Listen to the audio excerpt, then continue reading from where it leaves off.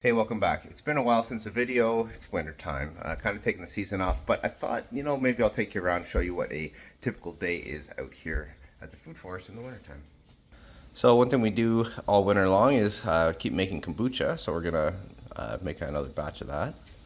So add 14 tea bags and 2 cups of sugar. Now this sugar is not for me, this is for the SCOBY, the symbiotic culture of yeast and bacteria and yeast. For your tea bags, it's really important, don't get tea bags that have any kind of plastics in them. They'll break apart and you be drinking microplastics. That's the last thing you need. And trying to do this one-handed.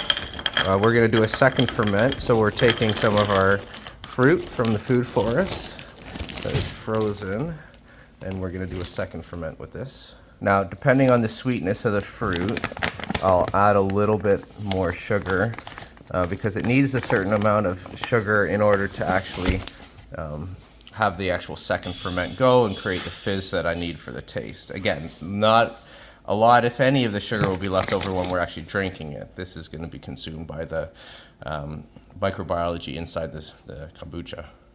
All right, go get the actual kombucha. I put these down so it doesn't slide. And this we keep in a dark, cool spot. Not super cool, but just somewhat cool. This is a nice looking batch. Gonna check for mold at the top. And it looks good. That is a nice Palisade. Okay, so we're gonna let this frozen fruit kind of thaw. And we're gonna cover it so nothing gets in it like fruit flies or anything. We don't need fruit fly larvae in our kombucha. Definitely don't want that. You can recover from that. You just have to kind of remake it a whole bunch of times in a row. And then this is gonna steep and we'll go outside and shovel the driveway. All right, okay, so that's done. Obviously didn't show you shoveling the driveway. That's not super entertaining, but we got that done. We'll go check on the chickens. So we got our helpers out here, always loving to come help us out. This is just what permaculture looks like for 4 months of the year in Canada, maybe 5, maybe less going forward. Climate change and everything. We haven't had a really good snow and winter for a long time, but the doggos love coming outside, love coming to check on the chickens. Come on, Lucy. Come on, sweet girl. And I'll show you what we do in the wintertime with our chickens. Now, chicken breeds, depending on the breeds, they can withstand a lot of low temperatures. So like even right to minus 25 Celsius. So we wrap the bottom in plastic so they can get at their food and we don't have snow blowing in, anything like that. I threw this bag in here so that my mom can, or my sons can easily feed the chickens. So I'm gonna be away for just a brief time, but they're gonna have to come in. So I topped up the chicken food. We got the water.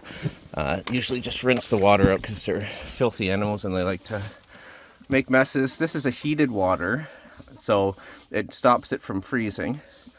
And the girls will come and drink from this.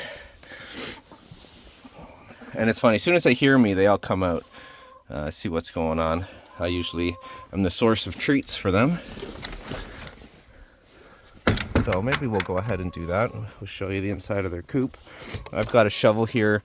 I like to keep the coop a little cleaner. We do the deep litter method, but I like to keep it a little cleaner in the winter time. It's okay to have a little bit of, manure on the ground because that actually provides the heat for them. So I like to add more wood chips in and make sure that it's well covered. So it's composting. And then we come over and we're going to give them some treats. The other thing we do is we close up the windows and we kind of bag them up. But you do want to have airflow. So on this side, we've just got a solid window that gets closed up. On this side, we bag around with vapor barrier just up to the side, and we make sure that there's some, gaps. And then especially, I'll move the camera. I don't know if you'll be able to see this, but underneath here, there's a gap right up into there. We want to have good airflow because we don't want it to, just be a ton of ammonium out there that they're sniffing and smelling. So we go to our shed. This door got damaged. I've been meaning to fix it for a while. I picked up this door off the side of the street. It's something that I can just like screw in. This is just a storage shed for all of our chicken stuff. You know, a little bit of extra grit and stuff like that for them. But in here, we've got some black soldier fly larvae for them. This is really good micronutrients for them, mineral content. And their feed is actually enriched with calcium, you know, so that they can get calcium back for their eggs. They are still young, so they are still producing quite a bit of eggs, almost an egg a day, still even in the winter time. So I got to make sure that we're replacing that with more calcium. So we grind the eggs back up, and then we also give them little treats here. Hey guys, come on. Come on.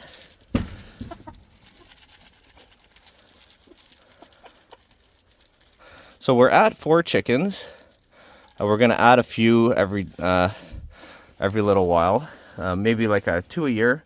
We had what do we have? 10 last year, and then the weasel or the mink got them all. And I think it was a little too many eggs, so we're gonna actually just go down to 4. This is plenty eggs for us, for our family. We don't have to worry about selling them. And then as their production comes down, we'll add a couple more layers, maybe each year. There's much better chicken setups. If you have more time and space and that sort of thing, I definitely recommend Edible Acres on YouTube for everything chickens. He's got some really good setups with greenhouses and composting. It's a little more high maintenance than what I'm able to do right now, being at work full time and not really being home much with, you know, kids sports and stuff like that in the winter time. So for me, I just want to make sure that my chickens are warm, they're surviving the temperatures well, they're comfortable, they're having a good life, and they're well fed. Actually, just gonna go throw this cup back. One other interesting thing, let me know if your chickens do this too, but they've started laying in the corner in the winter times, and I think it's just because these nesting boxes over here are just a little bit too cold. I think just, you know, the crack there, some drafts come in, and it's a little colder, so they've actually started laying eggs in the corner here, which is totally fine by me. They had about 6 eggs in there this morning that I picked up. Yeah, so let me know if your chickens do that. Our dogs are outside pretty much all day. We obviously let them in whenever they want to, but anytime we're working from home or anything, my wife and I kind of alternate which days we work from home, because both of our jobs allow us to work from home 2 days a week. So there's usually someone home with the dogs. They want to be outside pretty much all day, which is really nice because they keep the chickens, or they keep all the rabbits away from the trees. So that's a really handy thing if you've got a lot of rabbit damage and browse on your trees. Here's the pond, can't really see it. What I usually do here is just to check to see if we've still got airflow, and it looks like it might have been covered up. You'll notice all the food forests and gardens I don't tidy up. It's really important to not tidy these things up in terms of providing habitat for beneficial insects. We really need to protect the insects. So try not to clean up your gardens until the spring. Let it just be wild all winter long. And I even do that in my annual garden beds. One drawback of that is that, you know, when I have something pop up, it'll go to seed, and that seed will kind of get into my bed. But that's fine as long as I control during the season what grows here. So this is all lamb's quarter and orach that popped up, kind of volunteered in the beds. The orach anyways, the lamb's quarters I was intentionally spreading from other areas. And then we've got a bunch of kale in there that we've been sprinkling in. But even stuff like this is just tomatoes that have kind of, they finished up last year. And I don't clean them up yet because the microbiology can eat it, even though there's not a lot of microbiology activity right now. But, you know, insects that want to stay in the soil, it's really important that we don't just have bare soil for them. So you will get some non-beneficial insects taking advantage of that, but I think the benefit to beneficial insects outweighs that. And if we just kind of clean up everything and make everything look tidy, then we really do a disservice to the natural world. So I'm really trying to promote servicing the natural world as much as I can when I'm gardening. Well, that's it. We'll head back inside now, get back to work. bit of a lunch break, clearing off the snow and checking on the chickens. And I guess we'll see you on the next one. Hopefully, we'll get you cleaned off. Let's go inside. I'm just finishing off the kombucha second ferment, adding a little bit of kombucha to the base. Going to add some sea buckthorn berries.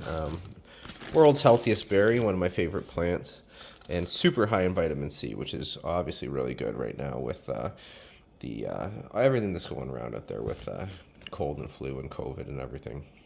And I give it a little blend with a hand mixer. I like to blend it just to get the flavors out of the fruit really well and ingrained right into the drink.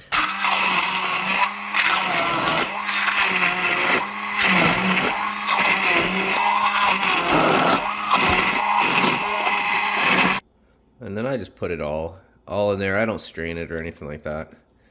Just fill it up.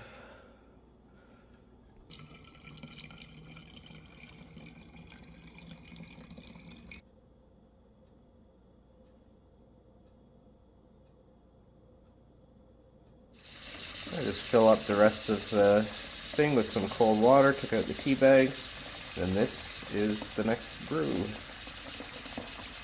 So we're full back up, and now he goes back into the cupboard for about another 3 weeks. Do this every 3 weeks to 4 weeks. So total cost of all of this is about 2 cups of sugar and 14 tea bags. Plus, I guess, the fruit, but we grow that for free here. It's a pretty nice, cheap, healthy drink. And these go up in the cupboard for about 3 days and then into the fridge.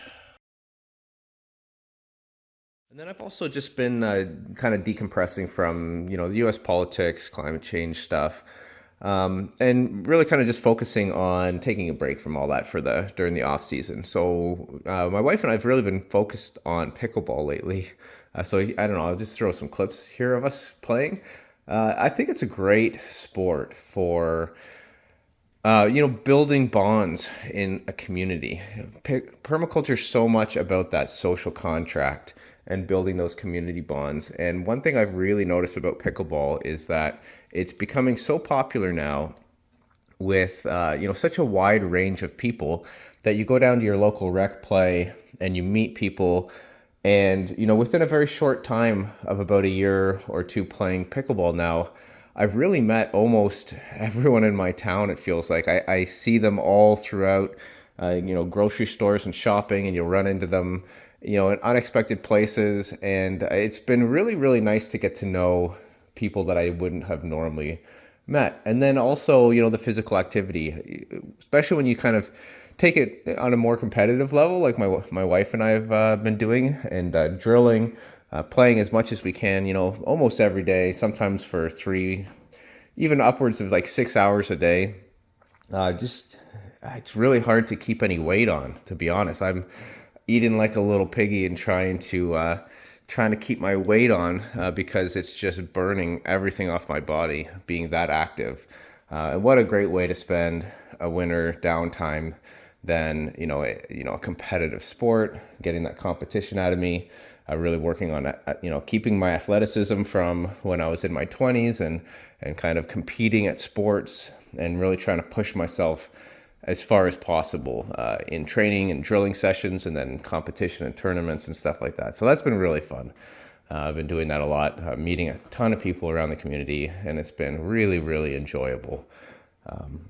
So anyways, I would say give it a try. It's also a really good way to get the word out to other people about permaculture. Like, there are so many people that I've met through pickleball that I found out, they garden or they grow their own food. And, it's an easy little entry segue into discussing permaculture with them. Having them think more about just a garden and maybe more about their ecological footprint on the planet. And, not in a way that they should do it, but, this is the stuff that I do. And, it's something that I'm passionate about and really working on, especially in the winter season, when I can't grow food and everything. My focus really is on how do I be the best human that I can be, and how do I minimize my footprint on this planet, and be the best example for my kids and best example for my community, that sort of thing. So pickleball is kind of like a really neat tangent to the permaculture stuff, especially the more community-centric permaculture stuff. And I can't recommend it highly enough. People really go there. You see the best sides of people. Everyone's always so happy to be playing pickleball. It's pure joy. And to me, permaculture is that exact thing. It's pure joy. It's how I connect with my community. And to do so through pickleball is kind of really interesting and fun. So anyways, give it a go. I really enjoy it with my wife, and it's a great way to spend time together. Anyways, I think this is a long enough video. I'll leave you and hopefully talk to you in a short while. Bye. 401.